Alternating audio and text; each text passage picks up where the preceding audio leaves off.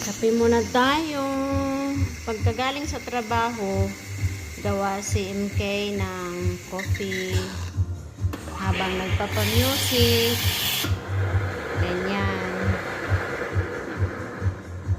Kakape tayo. Ayan. Tapos na siya. Tapos na siya, di ba mga lalab? Long black talaga. Pinrice ko yung long black. Pagkatapos niyan, ito naman cappuccino kasi maganda ang mix niya, di ba? O, tingnan mo. Ayan, guys. Sarap ng aking kape. Ayan. Okay, tapos na.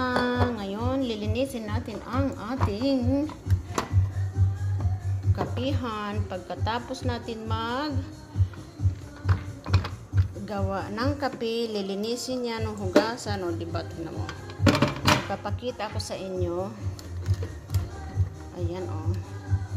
Ayan, binuksan ko, ha. Ngayon, tatanggalin natin ito kasi marami ditong buksan pa natin. Ayan yung mga kape.